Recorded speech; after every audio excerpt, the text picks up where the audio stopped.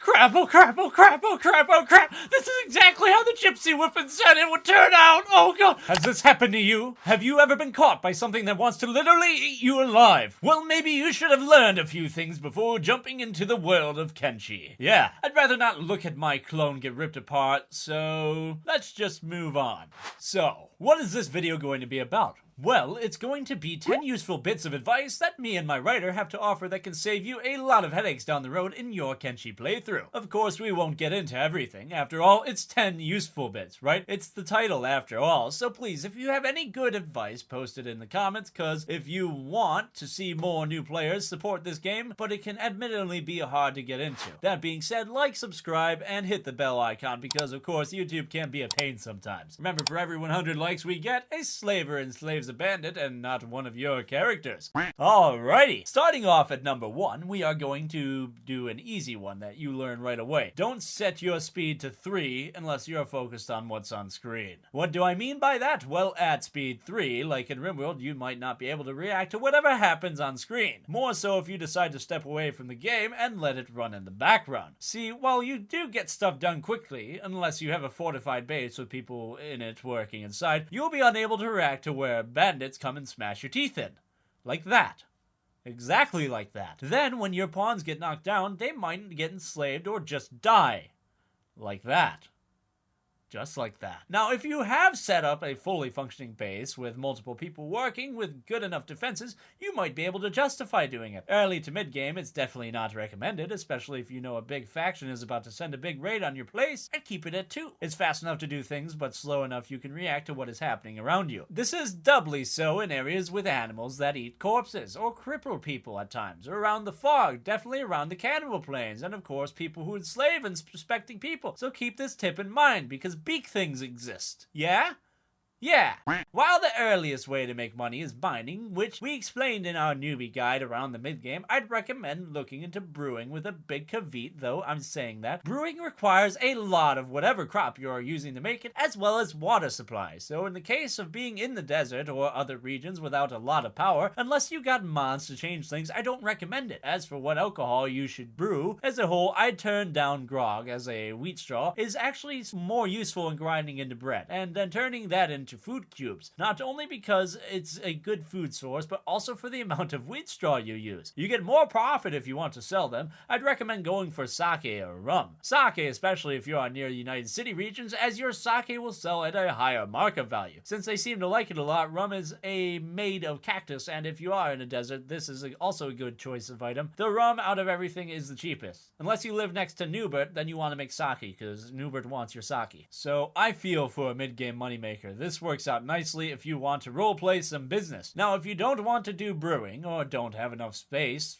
to have large gardens, the other best way to make money is armor smithing, namely clothing manufacturing. You can make a ton of money if you invest in armor smithing early on, buying fabrics and turning them into bandanas, turbans, or other graded clothing items made of cloth. Sure, early on you will be at a loss, but once you hit standard grade and higher, your clothing will be worth far more than the stuff you used to make it. Plus, now your smith can make your people armor that will keep them alive. So bonus! Definitely something to keep in mind when starting out. Plus, you can do this while in a city, so you have some early ways to make money after mining.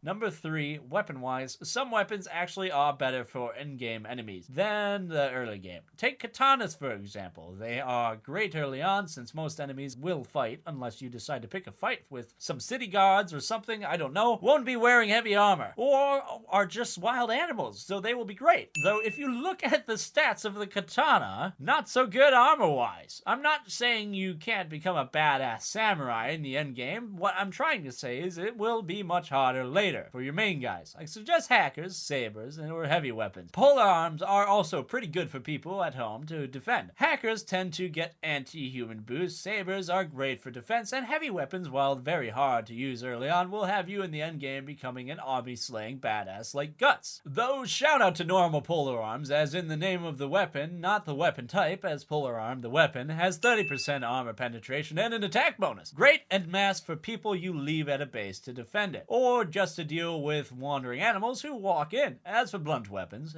there really isn't a lot of good blunt weapons, if I'm being honest. Most blunt weapons can be replaced with a much better weapon in other types. The Ji does give a good block bonus and no indoor penalties, so you might find it good for base defenders, but that's really all I can offer as a suggestion for blunt weapons. Number 4. When it comes to stealing items, start small and with items outside of containers. You'll want to practice stealing before getting stuff out of a shop. This is because if you get caught, your entire faction is banned from the store. Not just that character, so yeah, you really want to be careful with that. Second, the best thing to steal are blueprints. They are small, light, and are usually worth more than the items themselves. Though some weapons and armor are also worth a lot. Finally, you can actually erase the stolen label on your stuff by, and I kid you not, putting them in a proper storage container you own, like armor to an armor chest or weapons to a weapon locker. So yeah, this is the trick those thief fences don't want you to know. Thanks, Bren. Give him the usual guest treatment. Yep. Right, so number 5. We want to talk about squads. You can actually set up squads so you can sort out your people, make it a lot easier to find who you want when doing work. For my writer, he has 4 main squads. People who can go out and explore. They are the ones who tend to see the most action and are trained to be one-man armies. The people who are doing work at the base, who are people who do the normal tasks around the base, like deliver resources, engineering, medical stuff, and so on. The crafters, who are the ones who focus solely on crafting items and armor and armor and armor, or other items, yeah. Finally, farmers and army marchers on their stomach, and you will need a lot of food to keep the place in running order. Farming usually is a full-time job, so anyone who is set to farming is going to be at it for most of the game, if you ask me. These are the 4 main groups my writer does, but you can add more that make more sense in your playthroughs. Really a simple tip that helps out in organizing your playthrough.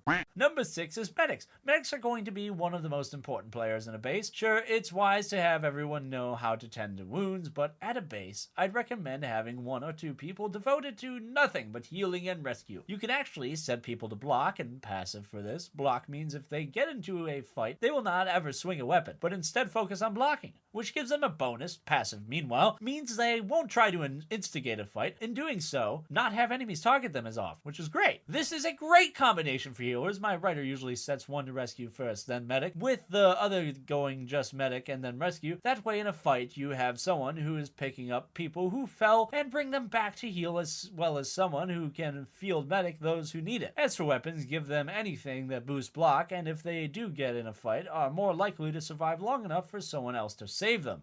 Number 7, we have to talk about crossbow wielders. Seriously, for the love of all that is good, do not give new characters super powerful crossbows. I'm not even joking about that. This game has friendly fire when it comes to crossbows, so if you say give old Eagle Eye Smith an endgame crossbow, you are going to end up with dead friendlies if they shoot in melee. Yeah, it's not a pretty sight to see your own guys get shot in the back. My writer says he lost so many limbs and lives doing that, so our suggestion is to avoid this. It's to have your prospective crossbowmen train on weaker stuff like junk bows, so even if they shoot your friends, they won't be as dangerous. It also trains their ability to not hit their friends in the future, so later on, you can use better bows. And trust me, a good bowman can be great Overwatch if you plan to take on much stronger opponents, yeah? So number 8, let's talk about defenses, because unless you are playing a specific roleplay style, you will eventually go out and make your own base. We might do a video on good base locations in a future video if enough people want to see it in the future, but here we want to talk about a way to help defend your base efficiently. So, you may notice how we are building, and there's a reason for this. A gate with a large wall covering the front with one way in either left or right of it, that's because we want to have turret gunners near the entrance and be able to fire on enemies clearly. Though in this example, we have a big mistake. The turrets are aiming directly at the gate. This is a problem because the game can have your crossbow bolts shoot through a gate and your gunners have to turn to shoot at people coming towards the gate. Now the reason for the bolts shooting through the gate is a big problem because when you have bandits coming to smash your gate down, your people on engineering duty will try to repair. The damages while they are trying to damage your gate. I think you can see where this big problem comes in. This is why I recommend for this setup the wall parallel to the gate to have the turrets. That way they have a straight shot towards anyone coming, and when they get to the gate, all shots are aimed at the bandits and have no risk hitting the gate. On the subject of gates, I'd also recommend a double gate. So what is a double gate exactly? Well, a double gate is two gates. The main outer gate leading into a large walled area that's like a room, with the only exit being the second gate that actually leads into your base. There are good reasons to spend the extra time and resources to make this. One, you can slow down enemies with the first gate and kill multiple of them with turret fire, and by the time they break through, they have another gate, which you can have even more turrets set up for them. Second, there is a bit of a quirk with Kenshi's engine that has a large mass of enemies pushing their own guys through the gate. It's weird, but yeah, it happens when a large mob is pushing against these gates. Some will slip through. Having the second closed gate lets turrets in this locked area pick them off. Finally, keeping your own guys away from repairing the gate in the middle of combat. This is not something you want, because if that gate goes down, those repair guys will get caught in a mob of angry bandits. It's better to keep them back on your time opening the gate when you want. Like before, it's totally destroyed and you wiped out by some bandits, yeah? Final thought, skeletons are perfect for turret duty, due to another issue with the game having people who are stuck on permanent turret duty starving to death rather than stopping to get a meal. Skeletons not needing to eat can remain permanently on their turrets. The only problem is that outside of mods, there are literally only 2 recruitable skeletons. So if you got one of them, maybe putting them on turret duty is the best choice, so they can always be ready for the next raid coming for your doorstep. Oh, and on the subject of the skeletons, they do have normal wear and tear over time that can only be repaired by skeleton beds, so keep that in mind unless you download a mod to eliminate that, of course.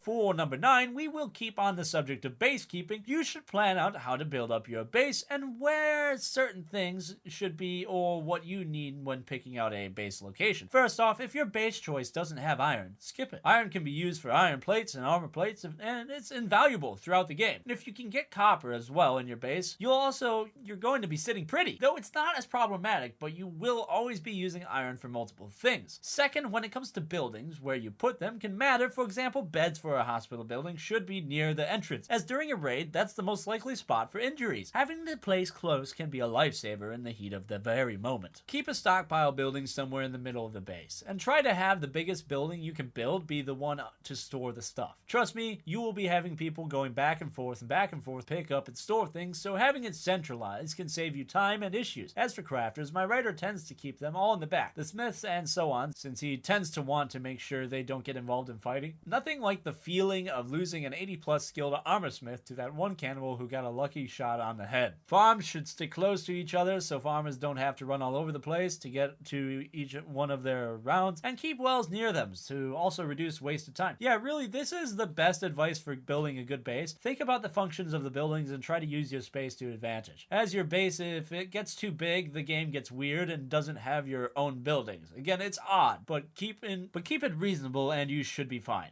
Finally, number 10. This is more of a technical thing. If you are ever having problems like stuck people on stairs or other materials, you can actually fix things without having to go back and save. What you want to do is first pause, then select a different pawn who is in a safe location, preferably in your base, then save. Now while you are still focused on the pawn, load that save, but before loading, click that checkbox that says reset squad positions, and then voila! You have your squad all on that one person you selected, and they can get back to work. This is a great quick fix for a lot of minor bugs. Can also be kind of broken. For something more advanced, same thing, but instead exit and reload the game, and at the main menu, hit import save. This lets you basically take the world but restart it in a way. This is usually done if you really need to fix some bugs, or perhaps you're loaded in a mod that adds a new faction or something. Sometimes you need to redo a fresh import. These things happen. You also may notice you can tweak things, like you are starting a new game. Maybe you want the difficulty to be harder since you've got a lot of supplies. Maybe make the chances for death and limb loss more common. Maybe reduce it. It's all up to you. Also, if you do the reset squad position from here, you end up north of the hub, like in the center of the entire map, just so you know. The last bit of technical advice is hitting Control F12. This triggers debug mode. This can be used for a lot of things, like free building, things if you need keep it on builder mode. Even lets you do buildings that won't normally work. When it's red, normally buildings won't be placed, but doing it like this lets it happen. Do note that when they are spawned, they aren't solid, but a save and reload fixes that up. I don't quite know the extent of everything you can do, but who knows? Maybe you can figure out how it works. Figured we'd share this bit of advice if you needed it. Gotta say, impressed by all the things that you might not have known. If you know anything we didn't add, let let us know in the comments down below, or perhaps let us know what you just learned. Always glad to help some new survivors on the waste. Also glad to see some funny memes. Bren,